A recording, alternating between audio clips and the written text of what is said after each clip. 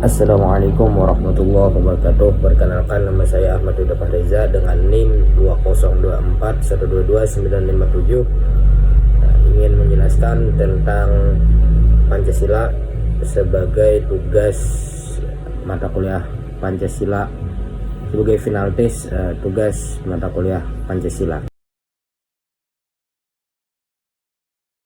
Baik, kita akan membahas tentang Pancasila. Pertama, ada pengertiannya. Apa itu Pancasila?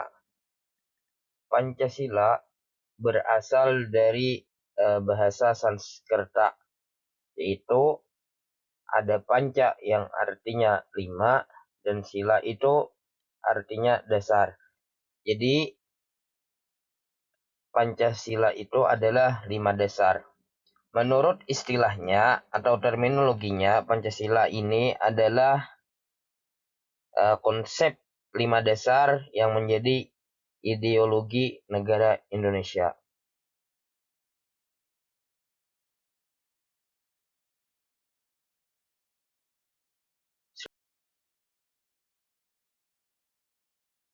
Baik, selanjutnya sejarah singkat dari Pancasila. Sejarah singkat dari Pancasila ini, lahirnya Pancasila ini awalnya dari kekalahan Jepang pada Perang Pasifik pada tahun 1945. Nah, Jepang ini sudah menyadari bahwa dia itu akan kalah. Sudah menyadari sebenarnya. Karena sedikit kita membahas tentang Perang Pasifik. Perang Pasifik ini itu dimulainya pada tahun 1941. Di bulannya rasanya kalau tidak salah antara 7 atau 8 Desember tahun 1941. Nah, jadi perangnya Jepang itu memicu keterlibatan dengan Amerika Serikat dalam perang kedua. Lalu Jepang ini masuk ke wilayah Indonesia pada saat itu Indonesia itu masih wilayah dari kolonial Belanda. Jadi tahun berikutnya, tahun 1942, Jepang berhasil menduduki Indonesia dan menggantikan Belanda sebagai penguasanya. Karena sebelumnya kan kita dikuasai oleh Belanda. Nah, jadi pada tahun 1942 ini, Jepang berhasil menduduki Indonesia sebagai penguasa untuk menggantikan Belanda. Nah, selama masa kekuasaan Jepang ini, rakyat Indonesia ini sudah mulai menggeliatkan semangat untuk meraih kemerdekaan itu. Lalu 3 tahun berikutnya, pada tahun 1945, tepatnya antara 14 atau 15 Agustus, lalu Jepang itu menyerah kepada sekutu. Tentunya seperti yang kita ketahui sejarahnya, karena dibom di kota Hiroshima dan Nagasaki. Nah, lalu penyerahan Jepang itu membuka jalan untuk memproklamasikan kemerdekaan bangsa Indonesia pada tanggal 17 Agustus 1945. Nah, jadi tadi kan Jepang menyadari sudah bahwa dia itu akan mengalami kekalahan. Lalu strateginya Jepang ini berusaha untuk menarik perhatian dari rakyat Indonesia dengan menjanjikan kemerdekaan bagi bangsa Indonesia. Dan Jepang ini pun ada membentuk sebuah lembaga untuk mempersiapkan kemerdekaan Indonesia ini. Tapi pada tanggal 29 April tahun 1945, lalu BPUPKI atau Badan Penyelidik Usaha-Usaha Kemerdekaan Indonesia dibentuk. Jadi terbentuknya PKI itu BPUPKI itu pada tanggal 29 April tahun 1945. Dan pada bulan Mei tanggal 29 sampai 1 Juni itu BPUPKI mengadakan sidang resmi, sidang pertamanya. Nah, jadi dalam sidang ini sejumlah tokoh itu menyampaikan pidatonya terkait perumusan Pancasila ini. Seperti yang kita tahu yaitu ada Muhammad Yamin, Supomo, dan Insinyur Soekarno, yang masing-masing itu menyampaikan pidatonya terkait perumusan dari dasar negara kita yaitu Pancasila. Nah, jadi pada tanggal 1 Juni itulah pada tanggal 1 Juni itu Pancasila itu menjadi dasar negara. Makanya sampai sekarang setiap 1 Juni kita peringati hari lahirnya Pancasila yang menjadi dasar negara Indonesia.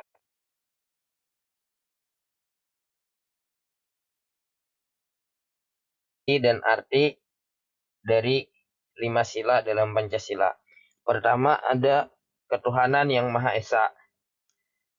Isi dari sila pertama ini adalah menyatakan bahwa bangsa Indonesia mengakui adanya Tuhan yang Maha Esa. Nah, dari sini di undang-undang pun sudah disebutkan di pasal 29 ayat 1 dan 2, ayat 1-nya berbunyi negara negara berdasar atas ketuhanan yang Maha Esa. Itu ayat pertamanya. Ayat keduanya, negara menjamin kemerdekaan tiap-tiap penduduk untuk memeluk agama masing-masing dan untuk beribadah menurut agama dan kepercayaannya itu. Artinya, di sini kita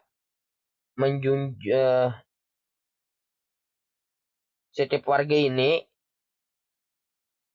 memiliki kebebasan untuk menganut agama atau kepercayaannya masing-masing dengan sikap saling menghormati dan toleransi antar umat beragama.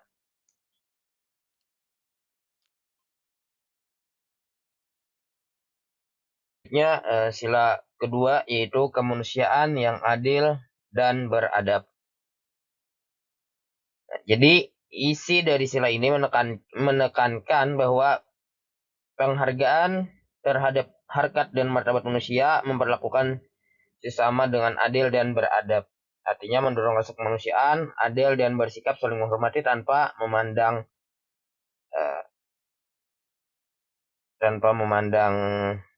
latar belakang misalnya atau perbedaan seperti suku, ras, agama. Itu kita harus adil dalam semuanya. Artinya sila ini juga menegaskan pentingnya penghormatan terhadap martabat dan hak asasi manusia. Nah, jadi artinya setiap warga Indonesia itu berhak hidup dalam kondisi yang berkeadilan. Dan sila ini pun seperti yang disebutkan tadi mendorong terciptanya masyarakat yang saling menghargai dari perbedaan, saling menghargai. Dan harus memajukan kesejahteraan secara adil. Karena di sini ada adil dan beradab. Selanjutnya,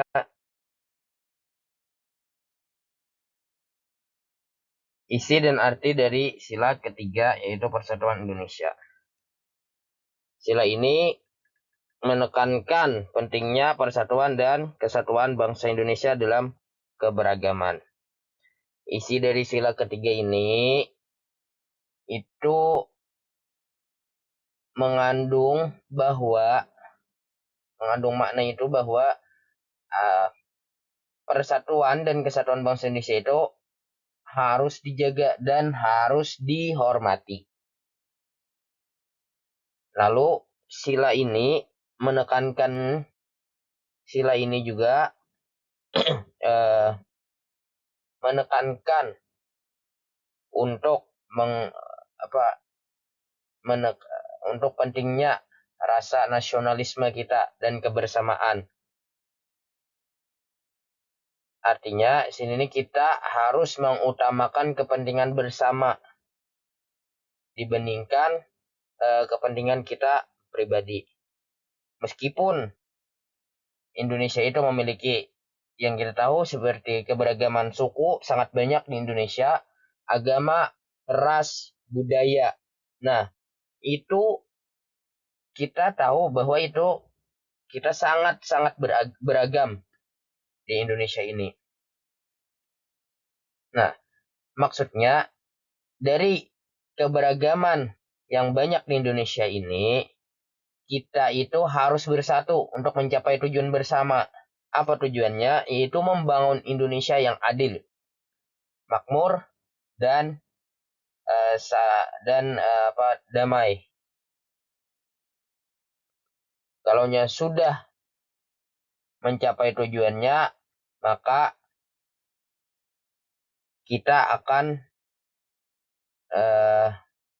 lebih mudah untuk mewujudkan cita-cita bangsa Indonesia. Selanjutnya, sila keempat yaitu kerakyatan yang dipimpin oleh hikmat kebijaksanaan dalam permusyawaratan perwakilan. Artinya di sini kerakyatan yang dipimpin oleh hikmat kebijaksanaan dalam permusyawaratan perwakilan. Yaitu isi dari sila keempat ini mengandung makna bahwa negara Indonesia itu menganut sistem demokrasi dan berdasarkan musyawarah untuk mufakat. Di sini artinya ingat, kita negara demokrasi. Bahwa kita itu memiliki hak untuk menyampaikan aspirasi kita. Nah, artinya dalam sila ini, apabila mengambil keputusan, misalkan apapun itu keputusannya, itu harus melibatkan rakyat. Harus untuk kepentingan rakyat, jangan kepentingan pribadi. Ingat, harus kepentingan rakyat, bukan kepentingan pribadi. Karena di sini rakyat itu memiliki kalaunya dalam dunia perfilman itu anggapannya rakyat ini menjadi pemeran utamanya dalam menentukan arah negara melalui wakil yang dipilih secara sah. Makanya kita pada tanggal 14 Februari kemarin memilih wakil rakyat. Ingat, wakil rakyat, bukan pemimpin rakyat. Ini wakil. Ini hanya wakil. Artinya, yang terpilih itu mewakili rakyat. Ingat, yang terpilih itu mewakili rakyat. Karena itu Dewan Perwakilan Rakyat. Artinya itu, keputusan itu harus diambil untuk kepentingan rakyat, bukan kepentingan pribadi. Bukan kepentingan pribadi, tapi untuk kepentingan rakyat.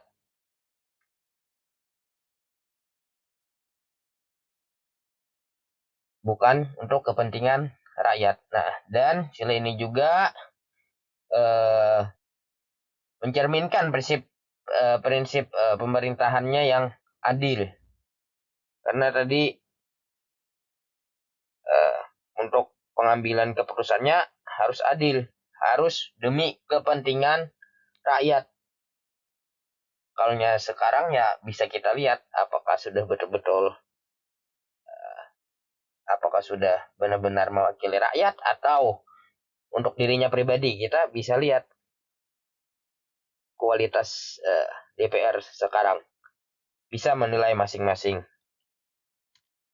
Selanjutnya, isi dan arti dari sila kelima, yaitu keadilan sosial bagi seluruh rakyat Indonesia. Artinya isinya dari sila ini berusaha untuk mencapai keadilan sosial dan memakmurkan seluruh rakyat tanpa kecuali, mengutamakan pemerataan kesejahteraan. Artinya dari sila ini dapat kita simpulkan itu sila yang kelima itu menegaskan pentingnya keadilan sosial dalam berbagai aspek. Apakah itu aspek ekonomi kah, sosial kah, budaya kah, itu harus adil dalam semua sektor tersebut. Dan sila ini juga mengandung makna bahwa setiap negara itu berhak mendapat perlakuan yang adil dan merata. Jangan sampai pilih kasih. Misalkan di dalam ekonomi misalkan dan sosial ada misalkan bansos, bantuan sosial.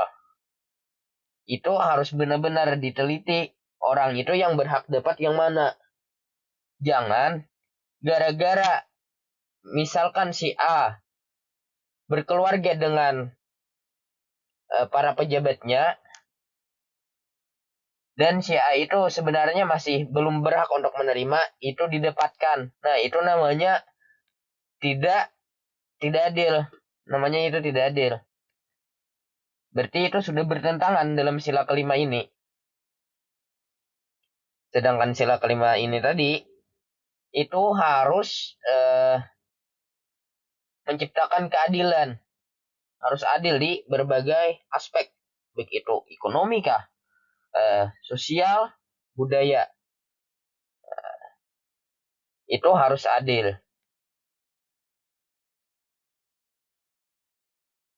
Makanya sila ini mengajak seluruh masyarakat Indonesia itu untuk bekerja sama dalam mewujudkan suatu kesejahteraan. Artinya mewujudkan kesejahteraan bersama itu dan berkeadilan. Karena tadi di sini keadilan bagi seluruh rakyat Indonesia. Keadilan bagi seluruh rakyat Indonesia. Berarti harus adil semuanya.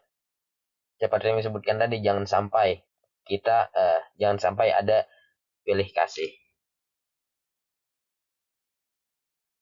Selanjutnya Pancasila sebagai dasar negara.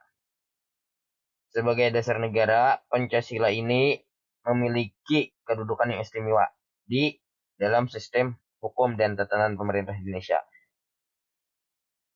Yaitu pertama sebagai dasar negara, yang kedua sebagai ideologi dari negara. Artinya Pancasila ini harus dijadikan pedoman utama dalam penyelenggaraan sistem negara. Pancasila ini merupakan landasan bagi landasan dan hukum yang mendasar untuk membentuk sistem pemerintahan.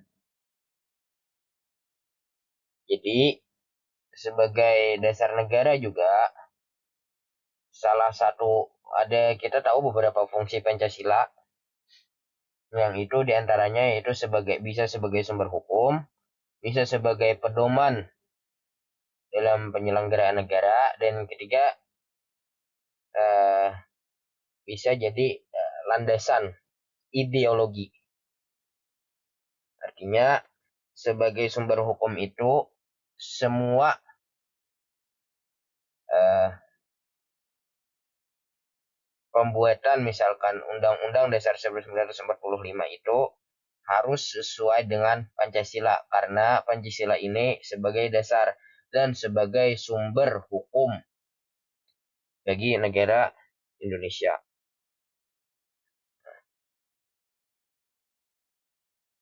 Lalu selain sebagai sumber hukum, Pancasila ini juga sebagai pedoman hidup.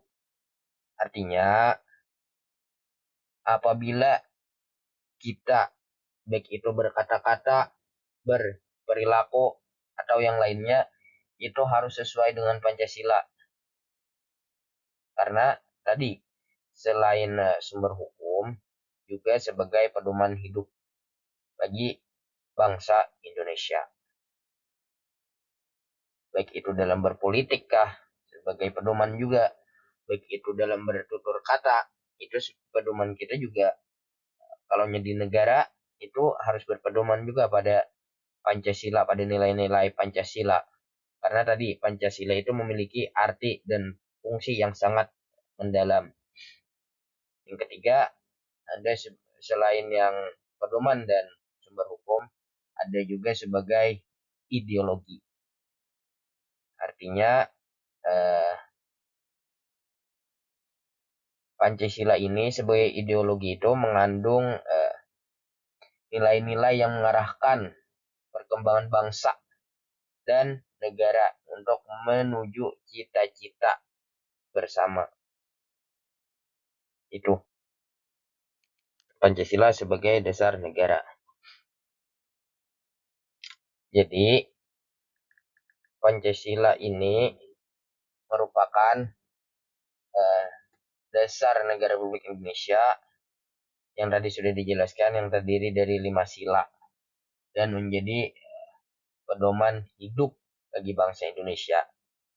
Selain itu juga tadi berfungsi sebagai sumber hukum dan sebagai acuan dalam berkehidupan berbangsa dan bernegara.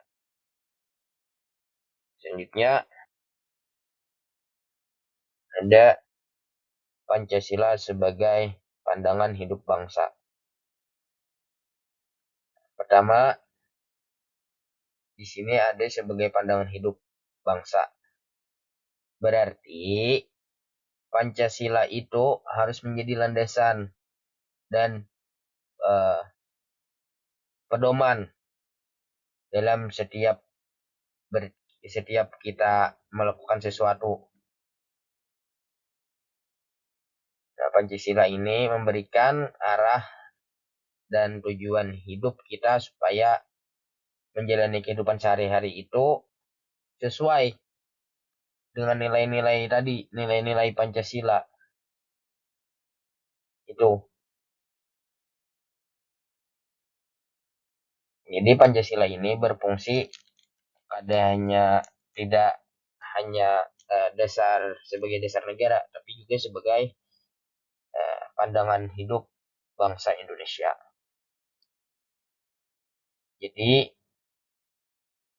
kita harus menjadikan pedoman Pancasila ini harus dijadikan pedoman dalam tadi yang sudah kita sebutkan, misalkan dalam bertindak harus sesuai dengan nilai-nilai Pancasila, dalam cara kita berpikir harus sesuai, dalam kita bermasyarakat itu harus sesuai dengan nilai-nilai terkandung dalam Pancasila.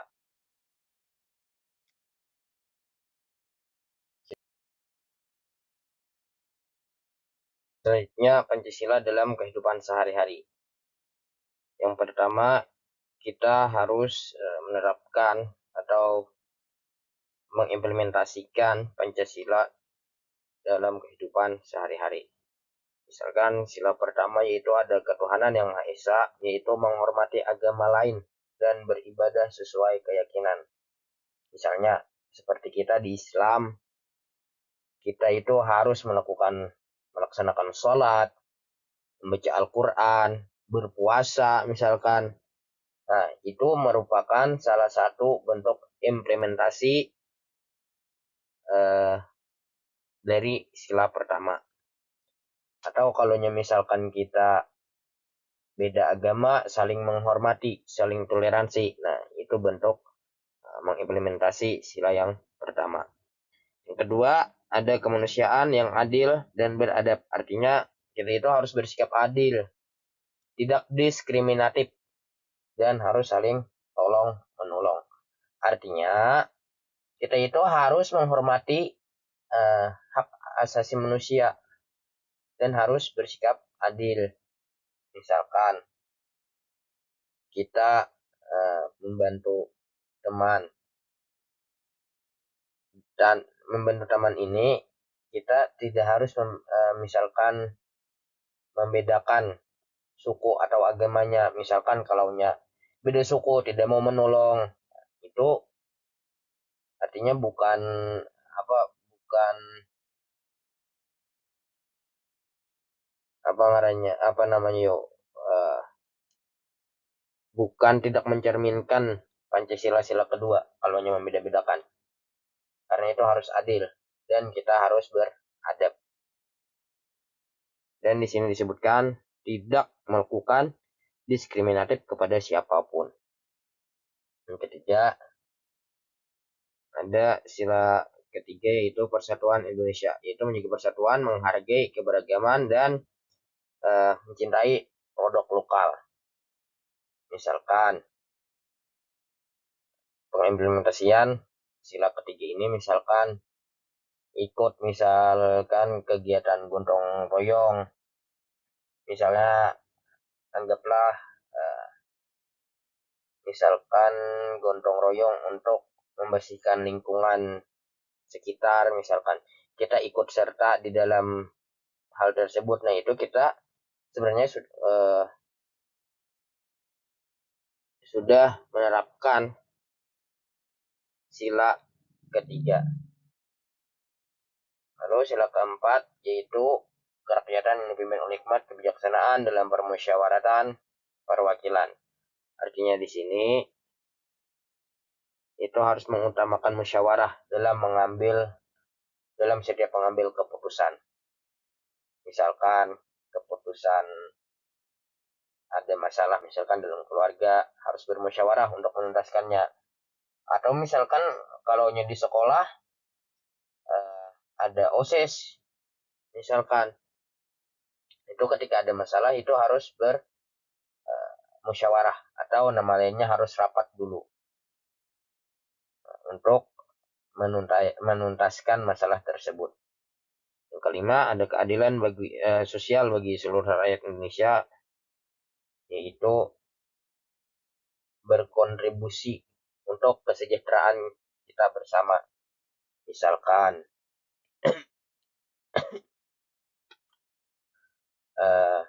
kita itu memberikan donasi misalkan kepada orang yang mengalami bencana, misalkan ada banjir kah, gempa bumi, tsunami atau dan sebagainya. Kita misalkan ikut berpartisipasi atau ikut membantu dalam hal tersebut, membantu dalam artian misalkan menyumbangkah atau membantu, intinya membantu menuntaskan masalah dari bencana tersebut. Nah, itu kita sudah menerapkan sila kelima dalam kehidupannya, itu keadilan sosial bagi seluruh rakyat Indonesia, harus adil bagi seluruh rakyat Indonesia. Misalkan meskipun kita beda suku, beda bahasa, beda agama, itu kita harus sama, harus adil memberikan bantuannya itu.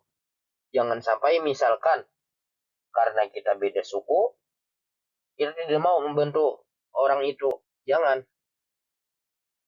Karena di sini kita harus menerapkan Pancasila dalam kehidupan sehari-hari. Mungkin itu saja yang dapat saya sampaikan. Salah khilafnya mohon maaf. Terima kasih. Wassalamualaikum warahmatullahi wabarakatuh.